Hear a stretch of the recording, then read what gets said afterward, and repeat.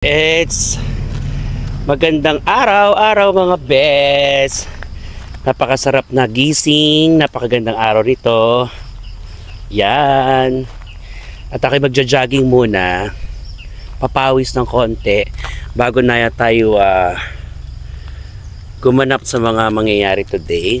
Dahil i-update ko kayo sa mga nadagdag sa bahay ko. Yan. So, kita nyo naman, ayun. Yung simpleng bahay ko, ayun siya. 1 minute walk dito sa highway para magpapawis, mag-jogging. Magpapawis muna ako habang natutulog pa anak ko. Then maya-maya ng konti, gigisingin ko na siya, papasok sa school, ready. Tapos, papakita ko nga sa inyo yung konting update sa additional na mga nagawa sa aking balor. Yan. Good morning mga best. At pag-breakfast na kayo dyan, iwan ko muna kayo ng very light na good morning lang ako sa inyo para ipakita ko sa inyo kung gaano kasarap ang gising ko dahil maganda na ang panahon ngayon dito sa amin sa province. At sarap-sarap lang ulit dahil ang presko ng mga ng mga tanawin, simple lang pero nakita nyo naman green na green. So nakakadagdag yan ng relaxation, diba? Yes, tsaka ang haring araw, ayan na siya, ang ulap, ang ganda-ganda. Okay, so magja-jogging muna tayo para pandagdag sa lakas ng katawan bago ulit tayo sumabak sa trabaho sa Vice Comedy Club. So, iwan ko muna kayo mga best, tatakbo lang ako ng saglit, okay? Good morning, breakfast na kayo dyan, magkape kayo dyan, o maki-jogging kayo dyan.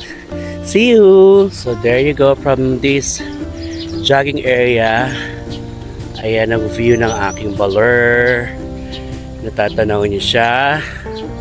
Yan. So mamaya makikita niyo yung pinaka view sa mas malapit. Tapos pakita ko sa inyo mga details. Diba? Enjoy!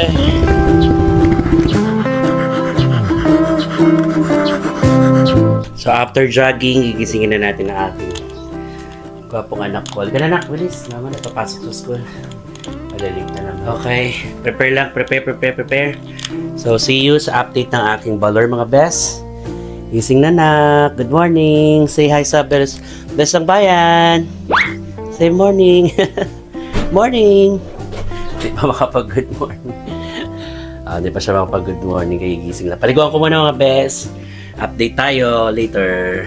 Yan, pagkatapos mag-jogging, magpapawis, maghatid sa anak sa school, magpe-prepare tayo naman ng lulutuing gulay para sa aming tanghalian at talangkang buhay. Oy, sarap niyan.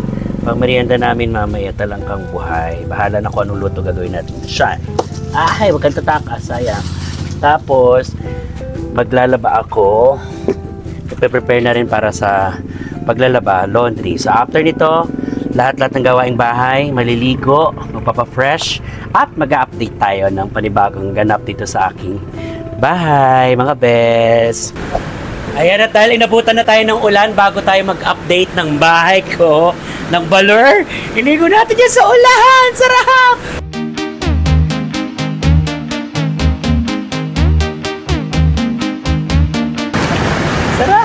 Sarap maging bata. Nakaligo tayo sa ulan. Perfect! Woo! O, matatagalan pa to pero gagawin natin ang paraan para makapag-update pa rin tayo sa balor. Yan! Ligo tayo mga guys!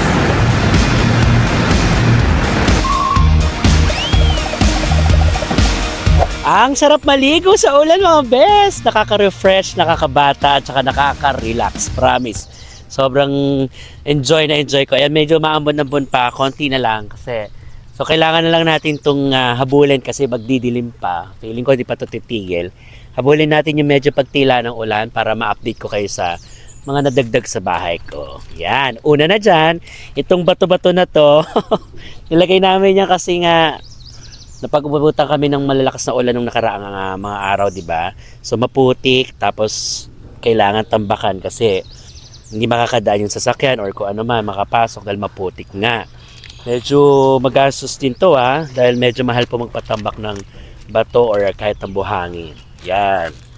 At eto pa, meron kaming may talungan na kami. Wow! Lumaki na yung tanim ng tatay. Oh, yung mga kapitbahay nakakahingi na ng bunga dyan. At kahit kami nakakapitas na rin. Actually, may bunga na siyang laki oh. Pwede na ito i-harvest ha. Ayan oh. Pwede na siya i-harvest. Baka bukas i-harvest ko siya para meron kaming ulam sa umagahan. Pipirito ko siya. Saya. Tapos yung sitaw yon, may mga bunga na rin. Pwede na rin pitasan. So, tipid-tipid na sa gastos siya mga bes. Yung mga ilan pa sa nadagdag dito sa bakuran ngayon. Okay, so samahan niyo pa ako sa mga iba pa. Let's go. Tapos, nakapagpapintura na rin ako ng mga ilan pa lang naman. Yan, ito. Yung ating bakal-bakal. Meron na tayong gray and white touch color. Para yun kasi magiging kulay talaga niyan. Black, I mean, gray and white lang muna na kombinasyon. So, ito, tsaka yung kabila. And kung mapapansin nyo, may grills na ako. Mamaya pakita ko sa inyo. Papasok ako sa loob ng kwarto. Tapos, papasite ko sa inyo ng bongga. Yung eksena nung kung anong ganap noon. Yan ha. Wait lang. Pupuntahan ko lang. Pero pakita ko na sa inyo dito. Meron na rin siya sa aking first dito sa door ko. Ito kasi sa room ko to. So, doon sa sala papasok, meron na rin siya. Buo na yung grills natin. Oh, wait. Dyan muna kayo. Pupuntahan ko lang yung kwarto. Tsaka papasilip ko sa inyo ha. There you go! Dito ako naligo kanina. Eto, may grills na rin siya for safetyness. So, yun nga, ito na yung grills. Sliding din siya, syempre katapat ng salamin para protection doon sa salamin. Alam mo na, para hindi tayo mapasok. Yan. So, yan o. Bongga, diba? Tapos, kung mapapansin ninyo, dahil sliding nga yan, tapos may design na simple lang. Letter G, pag sinara, this is my real name, GG. Hindi siya galunggong ha. GG is Gerald Guillermo. On my real name po yan. Tapos itong mga nasa gilid na design, this is actually zodiac sign of mine. Oy, English. Zodiac sign po yan. Gemini po ibig sabihin yan. Yan, nakataturin yan dito sa ano ko, Gemini. So zodiac sign ko yan, Gemini. Yun lang, ganun lang siya kasimple. Yung design. Ganun din doon sa kabilang pinto. Na-slide din siya, and then pagsara, letter G, G. Ibig sabihin, game na game! So, papasok tayo ngayon sa loob para makita natin yung mga ilang nadagdag pa doon. Let's go! Ito naman sa loob, ang nadagdag na is, yan nga yung kisame. May ilaw na rin siyang bongga. Saka yung chandelier, pero papalit natin yung chandelier ko doon sa kabilang side, pero at least buo na yung kisame, tsaka yung ilaw natin. Drop light ang tawag nila dyan. So drop light, buo na. Sa kwarto ko wala pa naman masyadong nagdagdag, kaya hindi ko muna papasilip. Doon na lang sa likod. Cade. Let's see. Pati sa kwarto meron na rin kisame, buo na rin ang kisame. Diyan, buo na ang kisame.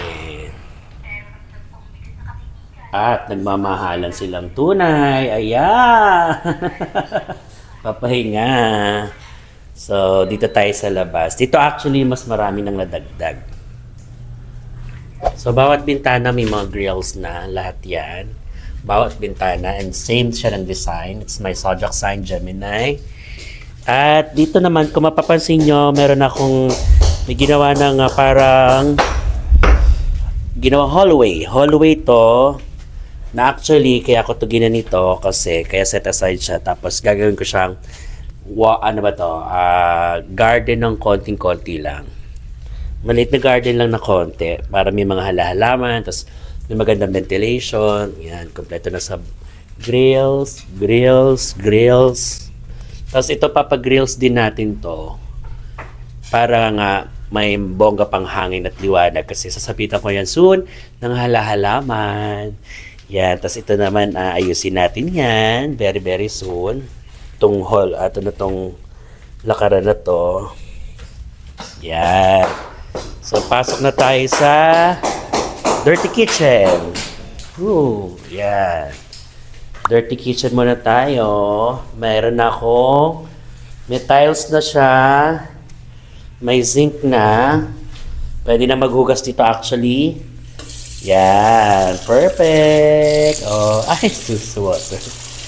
So, pwede na siya dyan. Plus, dito maglalagay ako ng island table na may silang naman para pwede siyang kainan pag pwede tumambay, kumain, like that. Yan. So, pwede na siya. Tapos, dito naman side, pasilip ko sa inyo yung shower area. Okay, pwede na maligo dito actually kasi may water na rin siya, oh. Nakapitan na rin siya. Yun, oh. So, pwede na siya ng paliguan. Lilinisin na lang. Magagamit na natin siya. Tapos, pintuan na lang yung kakabit. Na tiles na rin. Then, yung kuryente, kinakabit na. Iilawan na lang. Tapos, yung toilet natin dito, buo na rin. Silipin ko na. Yeah. So, buo na siya. Ibiday na rin. Okay. May tubig na, magagamit na siya. Aakit tayo sa taas. May grills na rin ako dito. Nilagyan ko siya ng medyo mahabang bintana para iliwanag sa labas. Pasok sa loob, tsaka pag binubuksan, meron tayong hangin. So, aakit tayo sa taas, mga bes. Yung dating binlog ko na wala pang hagdan, ngayon may hagdan na, pero ito kakabitan pa ng kahoy. Yung magiging step ito. So, pinapagawa ko na rin yung kahoy na ilalagay. Let's go! Sensya na at medyo magulo ng pabuhok ko pero maliligo tayo mamaya. Ayan yung hagdan ko na inakyat, so medyo mataas-taas. And then ito isang room na pinapatapos natin. Room na may CR din. Na sariling CR na siya. So, isang room yan. And ito naman yung kanyang bintana. Nakita yung view doon, oh. Diba? Kahit nakikita yung bubong ko, pero nakikita pa rin yung view both sides. So, pakita natin. So, pag ganda niya, pag may mga tanim na, yan. So, yung mga dumadaan, nakikita rin. Diba? Oh, kitang-kita may paligid. So, lalo ang sarap ng tanawin dito. Okay. So, papunta naman dito side. To hallway to. Hallway papunta dito sa aking walk-in closet. Ay, tarush! Look, yung walk-in closet ko dito, oh. May walking water na siya. Kasi walang tigil ang ulan. Well, ito yung walk-in closet ko at the same time. Maging, baka, ayun, bodega na rin ng mga gamit. Mahaba talaga, pinahabaan ko kasi, alam niyo naman, maraming gamit ng mga bakla. So, dyan na muna yung walk-in closet ko. Supposedly, dapat sa tabi ng kwarto ko, doon sa kabilang room. Pero kasi sayang yun, sa pagagawa ko na lang din siyang room. Tapos ito ay mahaba naman na to for my walk-in closet. Marami na ako may lalagay siya.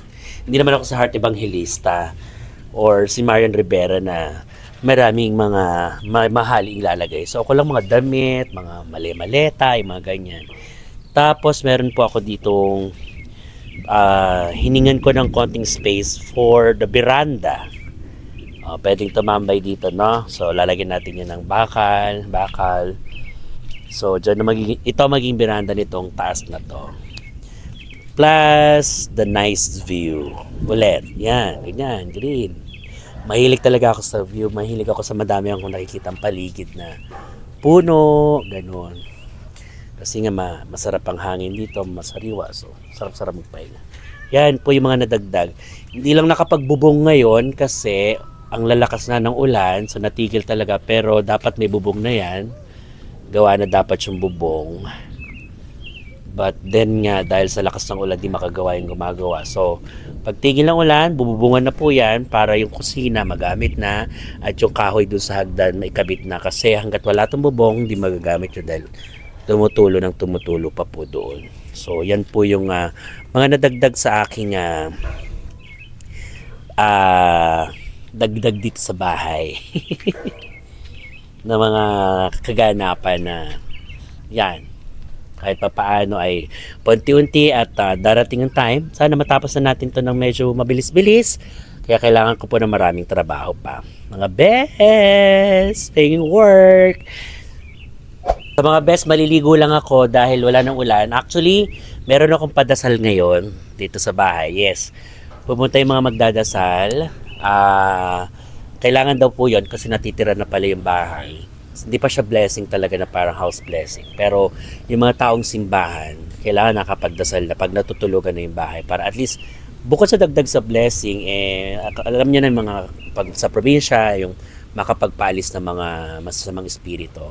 Do ako po medyo matapang sa mga ganyang bagay-bagay, pero okay din naman magpadasal din talaga kasi prayer is prayer. I mean like dasal is napaka-importante. Bukod po sa dasal ko, no?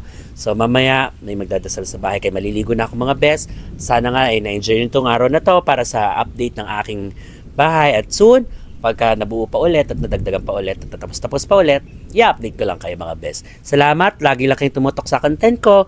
God bless you at God bless us all at sana lagi lang tayo lahat masaya. Bye! Ito ang best ng bayan! Blessing day na! Padasal lang naman po.